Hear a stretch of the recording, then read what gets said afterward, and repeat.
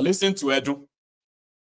Greater efficiency in collecting taxes and other fees and charges that government has a right to impose. And what we have done simply is we've used digitization, technology to improve the processes by which government bills, collects and monitors the revenue that it is due. And similarly, on the expenditure side, there are some fiscal incentives which perhaps people were not had access to, which they should not. So for example, we had a import duty waiver for people who are importing machinery and equipment and even raw materials that are in line with government's priorities. We've added a monitoring and evaluation module, and technology is really runs throughout everything that we are doing. We've added that module, which now allows us to track better the outcomes and track better what is being done with equipment and items that are brought in duty-free, whether they're being recycled and so forth. What sort of boost? A better window on that. What sort of boost do you expect to tax revenues? Just in raw terms. Well, in terms of government revenue, we have a target this year of increasing government revenues by 60%. So it's very much a stretch target, but we need it because at the same time, we have a target of bringing down the fiscal deficit from around 6.1% of GDP to about 3.8%. So if you're consolidating fiscally like that, you need a real boost in revenue. And whereas normally you would be talking about small increments with technology. I mean, we're in the US and we know what the power of technology to really boost things and give you quantum leaps, which is what Nigeria needs, and we're on the road to getting at this time. The conversation about revenue, obviously, on the flip side, we look at the challenges with debt, right, for the country.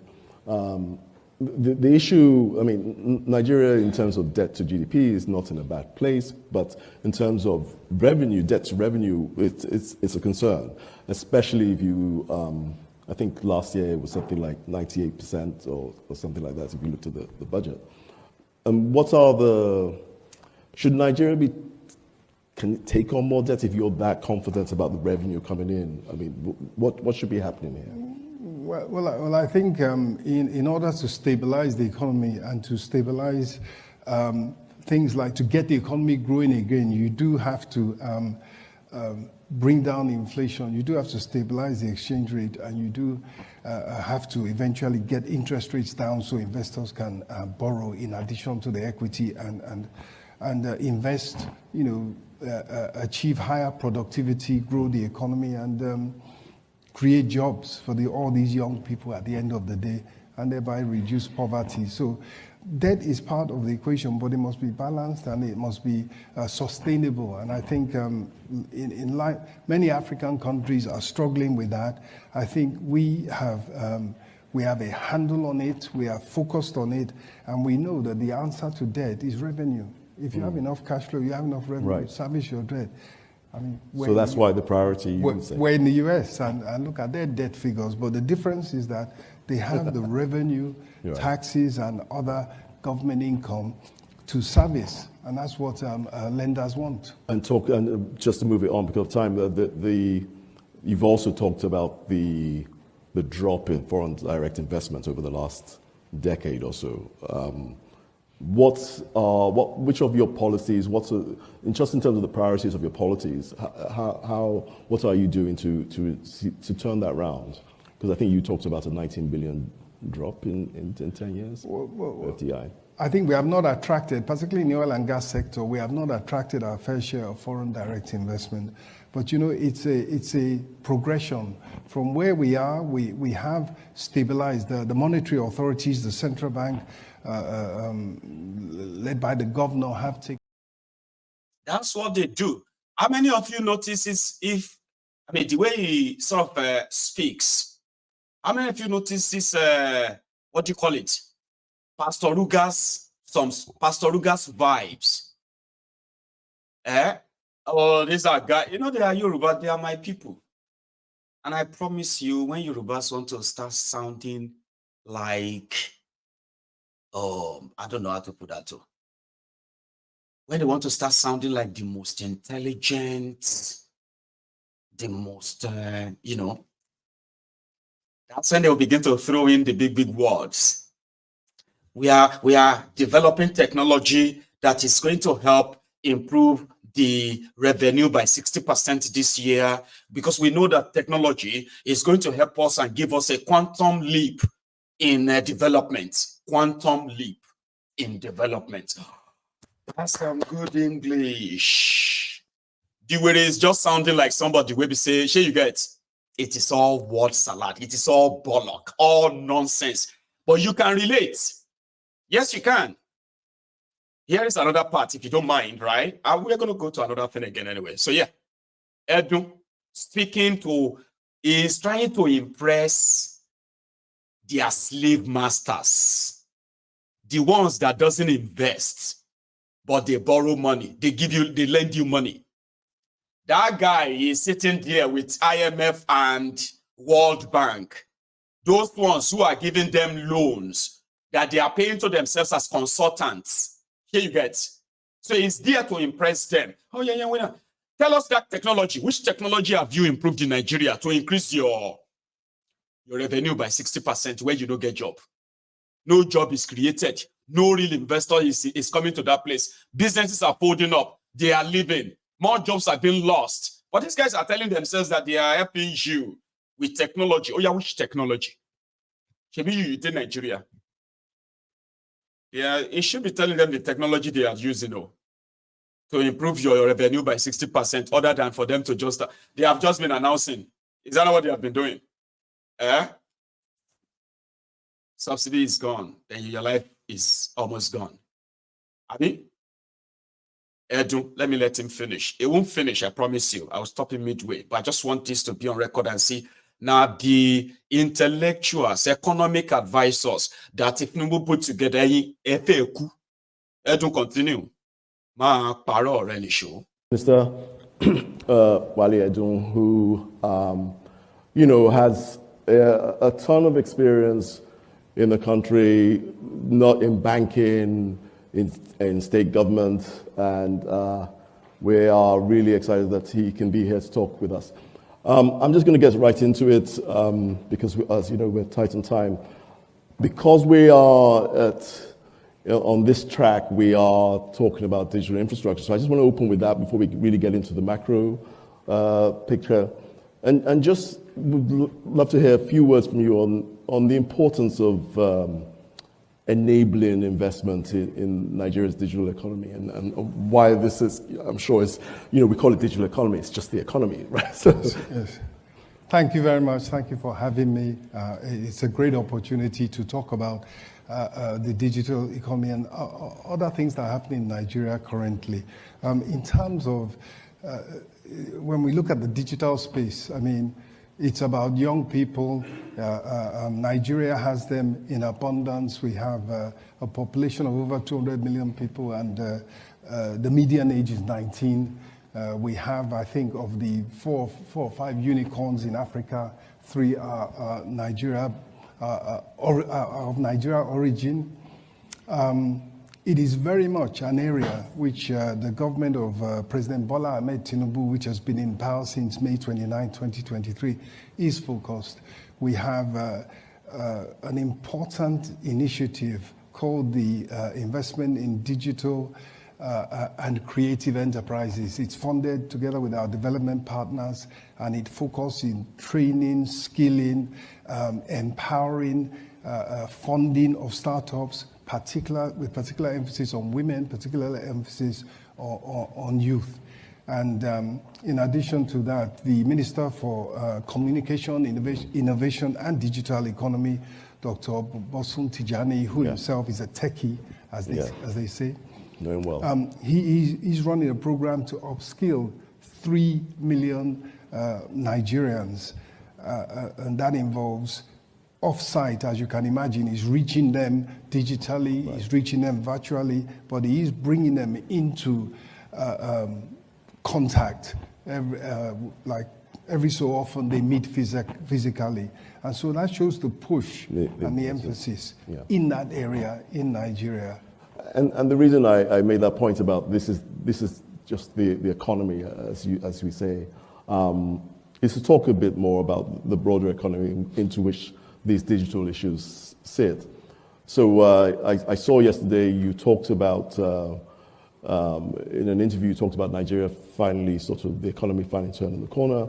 And I wanted to explore that with you to understand the sort of the green shoots that you're seeing, because clearly, if we were just to look at the inflation numbers, they're still very high. Top line inflation is like 32%.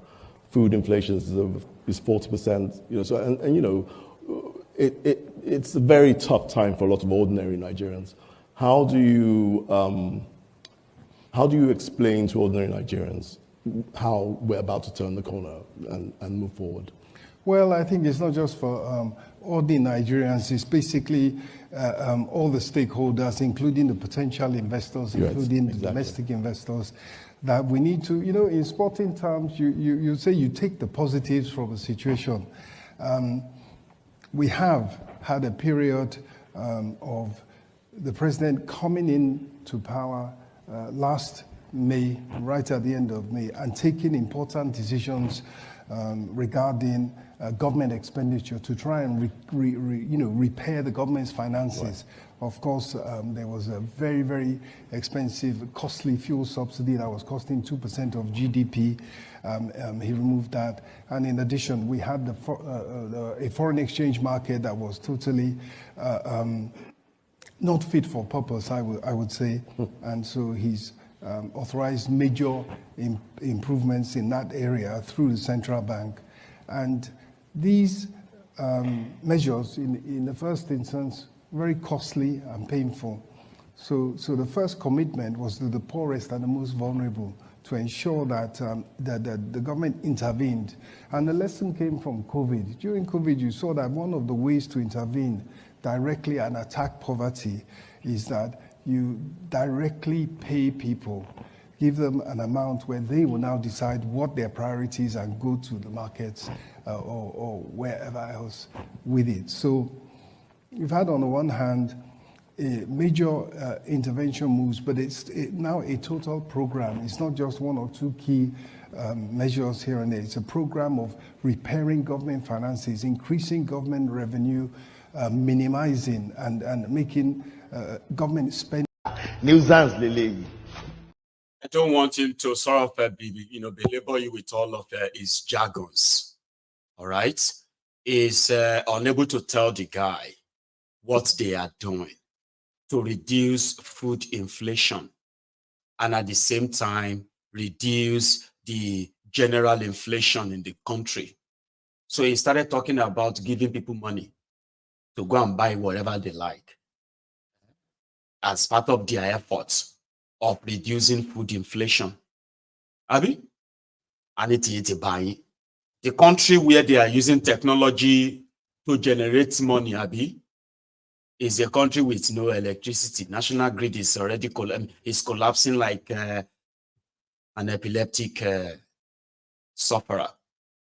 It even just happened last night. I don't know, some of you have seen this. In another university, in Kano, if it is wherever it is, we need more people, right, scaling this type of technology where you've got multiple universities making up these bots. That is how you get development. And that's the essence of the...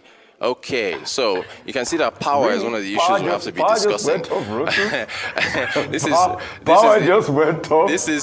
Why does this? Do you remember? Do you remember my power? Do you guys remember my electricity subsidies? You remember my electricity subsidies reports? How I was sitting. That's Nigeria for you. That's just where we are. This is Arise News. We get all the action.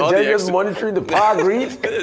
So hopefully, I hope that venue is not in. It is what it is. It's not in band I hope it's not in reminder. band A, because that would then the disco would need to explain something. What they can band there? What band are you? Band A, I be band fella. I been a band Sonny Ade band ni I been a Oshupa band. Here band A, I be band C. I mean, it is a hell hole. So if you think you have seen it enough, you haven't. I have a video of a Fulani terrorist asking for ceasefire. About Nigeria, I'll show you. Allahu Akbar. Because I'm represent Zamfara State. I represent Zamfara State. After that, I need to send message to Dauda Lawal Dere. Dauda Lawal Dere, Itekillaha. Dauda Lawal Dere, Itekillaha. Itekillaha. As from today, we need to zaman lafiya in Zamfara State. Fighting is not continue to zaman lafiya. Peace is very important of you, because totally if you continue to look at the Eastern West Africa, you see Sulhu is very important for me. After that, I need to send message to Commissioner of Defense, Tukur Usman Gusau. He is the one of the send the aeroplane to come bush to bombing and bandit. This one is not good now. So, Kuma, if you see the Fulani, the Nigeria all is the House of Fulani, not the one travel. Vigilante group.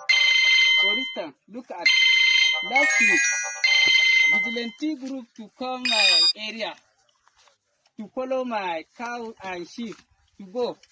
There is no reason there. Dauda Lawal Dere, Itaqillaha. Dauda Lawal Dere, Itaqillaha. You are the leader of Nigeria, Zamfara State, in terms of my Zamfara State.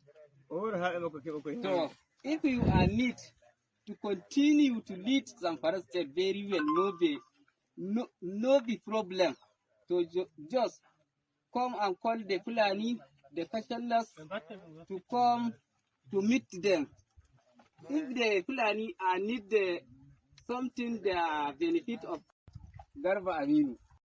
How many times would they tell you before you know that Nigeria is not for you? Ah!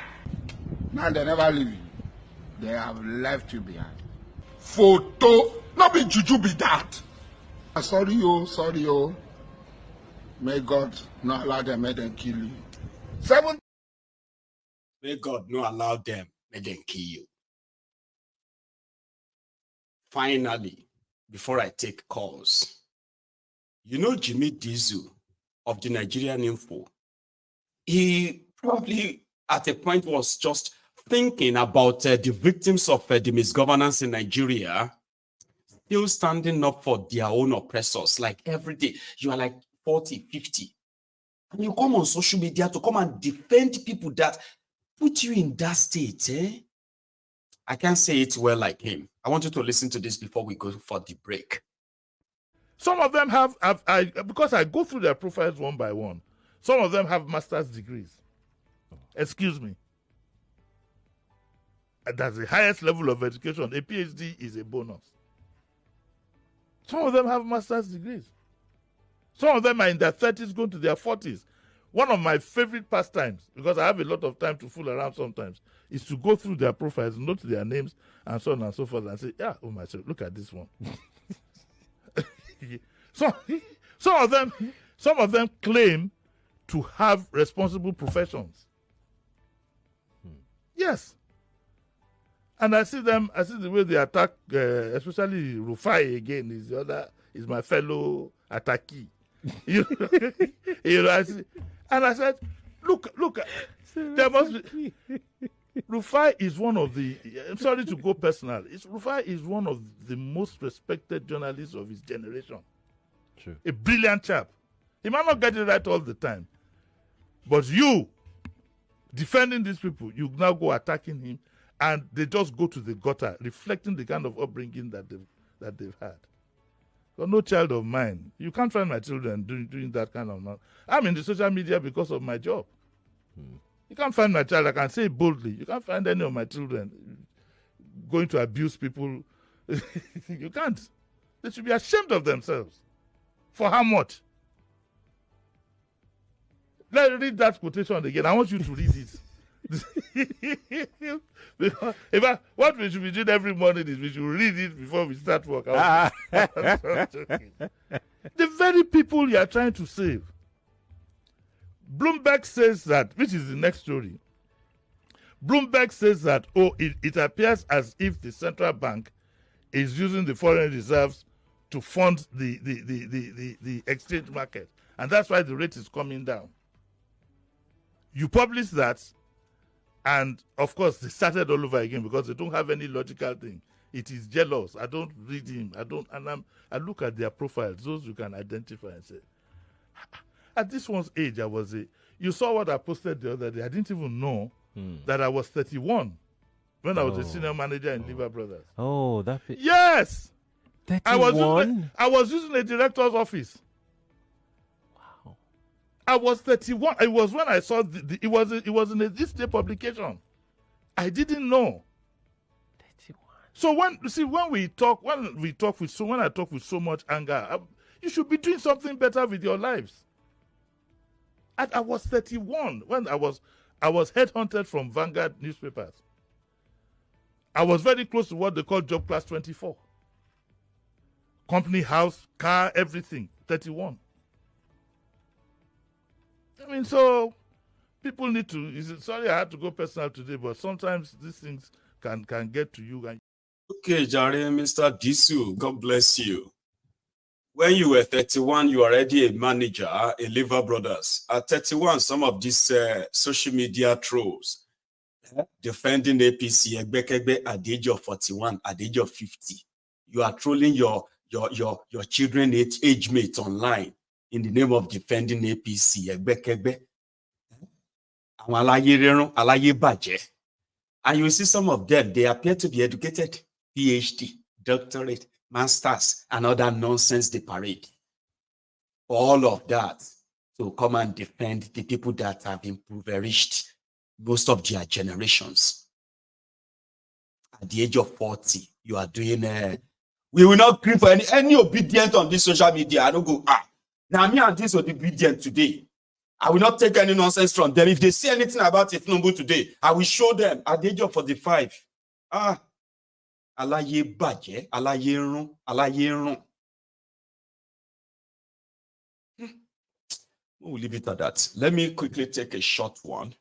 It is a short break, and when I come back here, I will take calls. I could be speaking to you. But do me this favor. We are over 1,600 of us on YouTube before now anyway. And it's only about 400 of you who have actually really genuinely liked the video. So I don't think the rest of you are abobakus that will never like my video, right? I don't think so. So, but it's up to you. I will be back in a minute or two. I do have other things to say. I always have things to say, but I just can't find time to finish all of them in that 2 hours. But anyway, we've had enough, okay? And when I come back now, I will take calls. Don't go anywhere.